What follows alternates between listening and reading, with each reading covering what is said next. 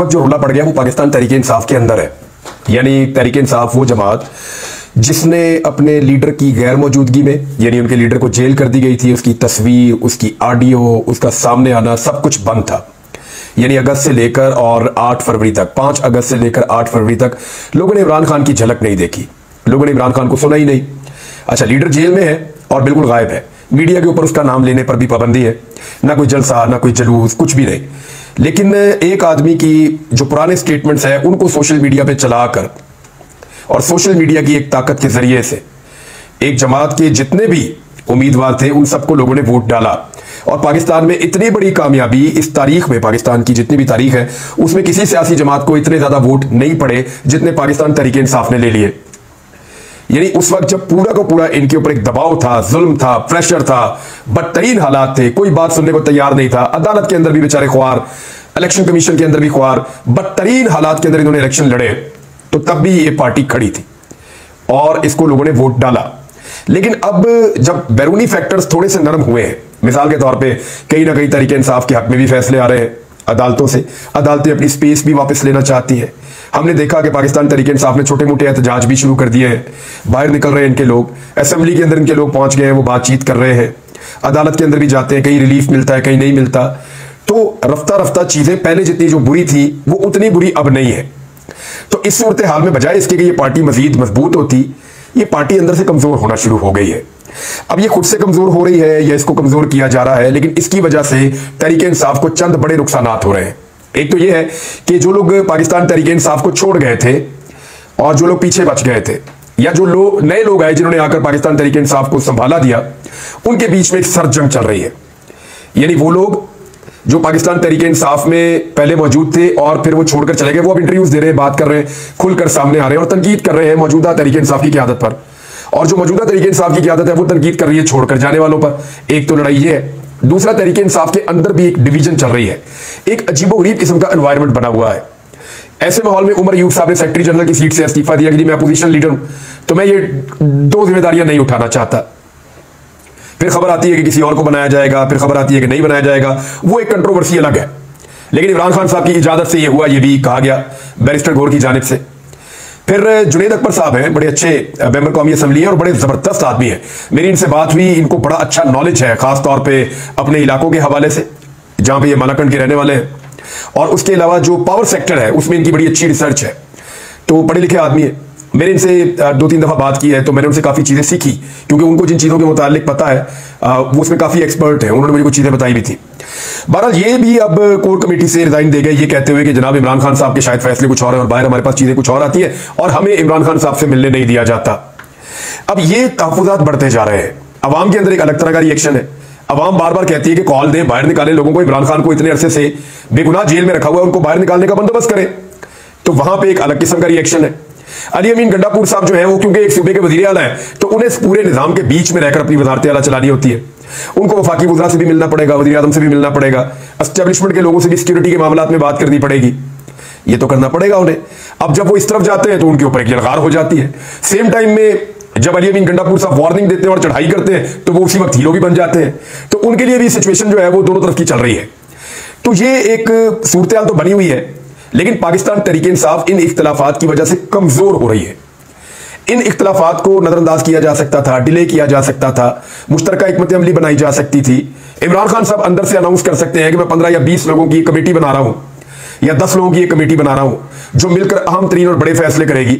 या इमरान खान साहब अपनी बहनों के जरिए से, उनके ऊपर तो लोगों को ट्रस्ट है कि चले इमरान खान की बहनें हैं, वो पॉलिटिक्स में नहीं है, तो कम से कम वो ये तो बताएंगी बाहर आकर के इमरान खान साहब क्या कह रहे हैं, चाहे किसी को पसंद आए या किसी को ना आए। इमरान खान साहब के अपने वकला है, वो बाहर आकर स्टेटमेंट्स दे सकते हैं, चीजें बता सकते हैं, उनके जरिए से इमरान खान साहब पैगाम रसानी कर सकते हैं अगर पार्टी की लीडरशिप के ऊपर कहीं पे किसी को एतराज है तो।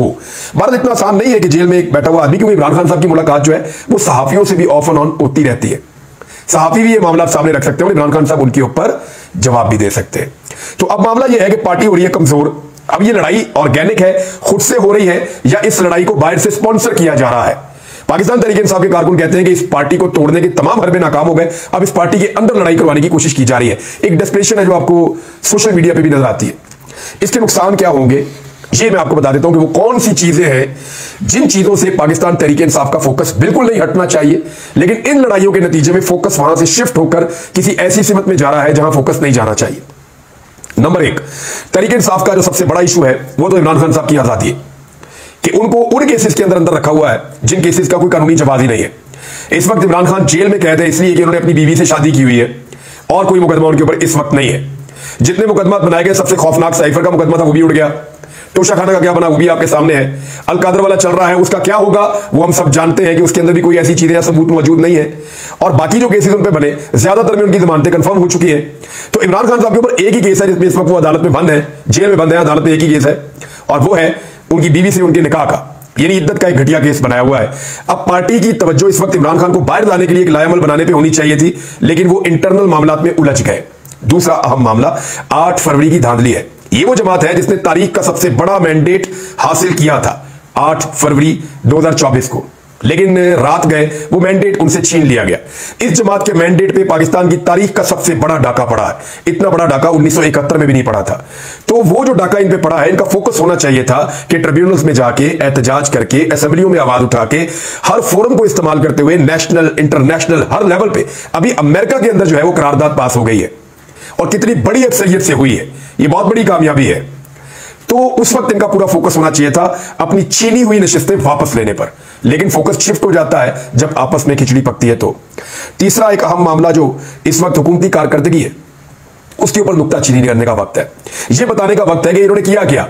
वो बिला वजह रोला डाला हुआ 100 दिन में ये कर दिया, वो कर दिया, ऐसे कर दिया। किसी एक हुकूमती बंदे को यह याद दिलाया गया कि आपने तो 200 से 300 यूनिट फ्री बिजली देनी थी और आपने तो बिजली की कीमत 3 गुना कर दी है। जिन्होंने 300 यूनिट बिजली फ्री देनी थी वो 3 से 4 गुना बिजली की कीमत कर चुके हैं। गैस की कीमत कहां पहुंचा दी है। इन चीजों पे आवाज उठाने वाला है कोई नहीं। हुकूमती कारकर्दगी पे बात नहीं हो रही, बैड गवर्नेंस पे बात नहीं हो रही। खैबर पख्तूनख्वा के 91 बड़े मंसूबे छीन लिए गए और उस पर कोई बात ही नहीं कर रहा। तो फोकस शिफ्ट हो गया इंटरनल लड़ाई पे। चौथी चीज यह है कि कैदोबंद जो लोग काट रहे हैं, जो लोग इस वक्त भी जेलों में बंद है, खवातीन है, जितना जुल्म पाकिस्तान तहरीक इंसाफ के ऊपर हो रहा है, अभी जो इनके कैदी बंद है, चाहे वो मिलिट्री कस्टडी में है चाहे दूसरी जगह पे है, उनके केसेस को लड़ने की बजाय या उन मामलात को आगे बढ़ाने की बजाय, फोकस वहां रखने की बजाय आपस की लड़ाई चल रही है। नंबर 5, जो आने वाली एक तहरीक है जिसको पाकिस्तान तहरीक इंसाफ तैयार करना चाहती है, इमरान खान साहब ने कहा कि मेरे लोग तैयार हैं, हम जल्द एक कॉल देंगे और पाकिस्तान की तारीख का सबसे बड़ा एहतजाज होगा और फिर वो अपने मकासद हासिल कर देंगे, उन्हें लगता है। तो ये तो वक्त था उस तहरीक की तैयारी का, वो तैयारी की तरह कहीं नहीं है। एक और अहम मामला है कि जितना जुल्म और सितम पाकिस्तान तहरीक इंसाफ पर हुआ है, पाकिस्तान की सियासी तारीख में किसी सियासी जमात पर सियासी दौरे हुकूमत में या जमहूरी दौरे हुकूमत में इतना जुल्म कभी नहीं हुआ। डिक्टेटरशिप की मिसाल अपनी जगह पे है, उसके साथ तो इसको मैच ही नहीं करना चाहिए, लेकिन जमहूरी अदवार इसको कहा जाता है, जमहूरी दौर कहा जाता है। तो इस तरह जुल्म तो कभी नहीं हुआ। अब उसको एक्सपोज करने की बजाय आपस में लड़ेंगे तो उसका क्या फायदा। फिर कारकुनों में एक बददिली पैदा हो रही है। जो कारकुन फोकस रखना चाहते हैं उन मामलात पे जो मैंने अभी आपके सामने बयान किए, उनका फोकस दूसरी तरफ जब जाता है तो एक बददिली पैदा होती है कि ये तो आपस में लड़ रहे हैं, तो ये हमें रहनुमाई क्या देंगे या हमें रास्ता क्या दिखाएंगे। एक ये बड़ा अहम नुक्ता है। 8वां नुक्ता यह है कि जो अदालती मुकदमात हैं उनसे तवज्जो हट रही है। अदालतों में इस वक्त पाकिस्तान तहरीक इंसाफ के हाथी निकल गए, पूंछल फंस गई है, मामला थोड़े थोड़े अड़े हुए हैं। पूरा फोकस ये होना चाहिए कि अदालतें जिस वक्त अपनी स्पेस रीगेन करना चाहती हैं तो अदालतों के अंदर पाकिस्तान तहरीक इंसाफ अपने मुकदमात को बेहतर और मौसर अंदाज में लड़े और सोशल मीडिया के और मीडिया के प्लेटफॉर्म्स के ऊपर उन मामलात को उठाए ताकि उन्हें इंसाफ मिले। लेकिन तवज्जो कहीं और है। एक और चीज जो है कि अगर ये तकसीम जारी रहती है और इसी तरह ये तकसीम बढ़ती है तो याद रखिएगा कि खैबर पख्तूनख्वा जो वाहिद सूबा है जहां पाकिस्तान तहरीक इंसाफ की हुकूमत है, वहां इनकी हुकूमत और वफाक में इनकी अपोजिशन, ये दोनों खतरे में पड़ जाएंगे और ये आने वाले वक्त में अगर होश के नाखून ना लिए तो इनको ये होता हुआ भी नजर आ जाएगा। और आखिरी चीज ये है कि पाकिस्तान तहरीक इंसाफ के पास एक बयानिया है जो इस वक्त इस मुल्क में किसी के पास नहीं है। उनके पास एक बयानिया है, वो बड़ा मुअस्सर बयानिया है, जिस बयानिया की वजह से इमरान खान के कई महीने जेल में होने के बावजूद वो बयानिया इतना तगड़ा है कि लोगों को मजबूर कर दिया उन्हें वोट डालने पर और लोगों ने वोट डाला।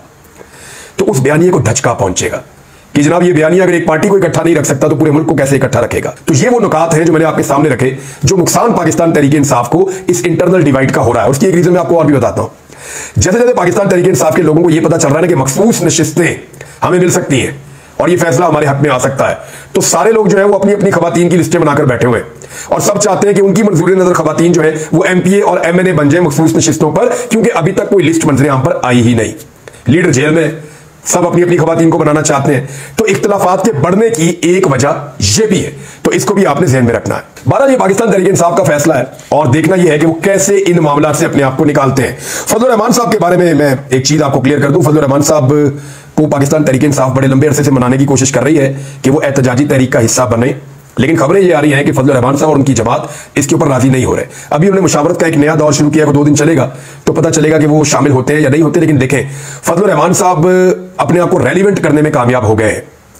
अगर पाकिस्तान तहरीक इंसाफ उनके साथ बातचीत शुरू ही ना करती ना, तो फजलुर रहमान साहब बहुत डाउन हो गए थे, और वो डाउन ऐसे हो गए थे कि उनके पास सीटें ही बहुत कम है, उनके बगैर हुकूमत भी बन गई थी, किसी को उनकी जरूरत भी नहीं थी। तहरीक इंसाफ ने फजलुर रहमान साहब को, क्योंकि फजलुर रहमान साहब ने जब ये मौक़िफ़ लिया ना कि ये धांधली हो गई है, मैं एहतजाज करूंगा, मैं बाहर निकलूंगा, तो तहरीक इंसाफ को लगा कि इनके पास जो है वो कम से कम एक ऐसा क्राउड है जो बाहर भी आ जाएगा और एस्टेब्लिशमेंट उतना जुल्म नहीं कर पाएगी जितना जुल्म उन्होंने हमारे ऊपर किया है। तो उनको ये अपॉर्चुनिटी लगी, तो फजलुर रहमान साहब को एंगेज करने की पाकिस्तान तहरीक इंसाफ ने कोशिश की, लेकिन इसके नतीजे में फजलुर रहमान साहब की जो पॉलिटिकल प्राइस है वो बढ़ गई।